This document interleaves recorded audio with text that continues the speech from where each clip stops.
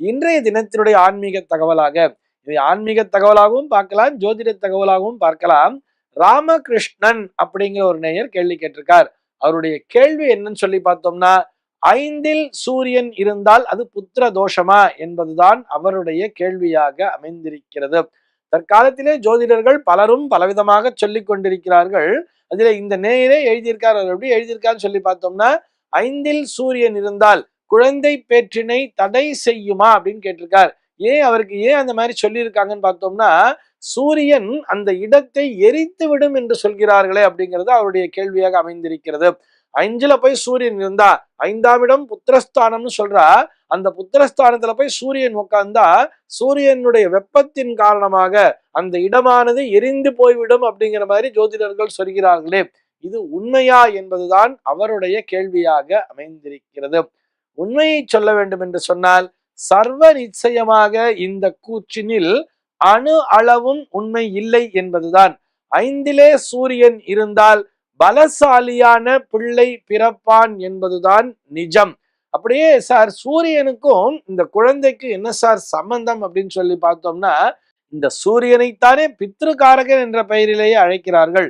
பித்ரு அப்படின்னு சொன்னா அது தகப்பனாரைத்தானே சொல்லும். 5லே சென்று சூரியன் அமரும் பொழுது பிறக்கின்ற பிள்ளையானவன் உனக்கு தகப்பனாகவே செயல்படுவார் என்றுதானே புரிந்து கொள்ள வேண்டும். இப்ப இன்னைக்கே பார்த்தோம்னா, ஃபார் எக்ஸாம்பிள், இன்னைக்கு சந்தான சப்தமி அப்படின்னு கொடுத்திருப்பா தெரியுமா? கமல சப்தமிங்கிற பெயர்லயே கொடுத்திருக்காளே. இந்த சந்தான சப்தமியினுடைய விசேஷம் என்னன்னு சொல்லி பார்த்தோம்னா, இந்த சப்தமி நாளில் அந்த சூரியஸ்ய தமனக பூஜைன்னு கொடுத்திருக்கா இல்லையா, அந்த பூஜையை செய்வதன் மூலமாக என்ன பலன் கிடைக்கும் சொல்லி பார்த்தோம்னா, அந்த சூரிய பகவானினுடைய அருளினால் ஒரு பலசாலியான குழந்தை பிறப்பான் என்பதுதான். அதுக்காக தான் இந்த சப்தமி திதியவே சந்தான சப்தமிங்கிற பெயர்ல அழைக்கிறார். ஆக சந்தான பாக்கியத்தை யார் தருவார் என்று நம்முடைய சாஸ்திரமானது சொல்கிறது. இந்த நாளிலே பூஜை செய்யும் பொழுது அந்த சூரிய தேவனே உங்களுக்கு சந்தான பிராப்தியை தருவார் எனும் பொழுது, 5லே சூரியன் இருந்தால் அது எப்படி புத்திர தோஷமாகும் என்பதை யோசித்து பார்க்க வேண்டும் அல்லவா? ஆக சர்வ நிச்சயமாக 5லே சூரியன் இருந்தால் பலசாலியான பிள்ளை பிறப்பான். அப்ப அப்படியே நம்ம இந்த கர்ணனுடைய கதையை கூட நம்ம கொண்டு வரலாம் தெரியுமா? இந்த இடத்துல நினைவிற்கு, அந்த சூரிய புத்திரனாக அவதரித்தவன் தானே கர்ணன். அந்த கர்ணனை போல ஒரு பலசாலியான பிள்ளை பிறப்பான் 5லே சூரியன் இருந்தால் என்பதையும் புரிந்து கொள்ள வேண்டும். குழந்தை பேருக்கு சர்வ நிச்சயமாக அந்த சூரியனுடைய அருள் என்பது தேவை. ஏன் என்று சொன்னால், அவர்தான் பித்ருகாரகன்.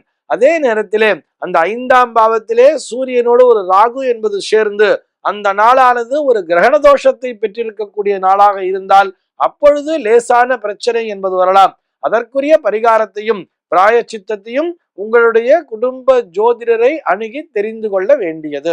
இந்த தகவலோடு இன்றைய தினம் நான் உங்களிடமிருந்து விடைபெற்றுக் கொள்கிறேன். மீண்டும் உங்கள் அனைவரையும் நாளைய தினம் ஒரு சுவாரஸ்யமான தகவலோடு சந்திக்கிறேன்.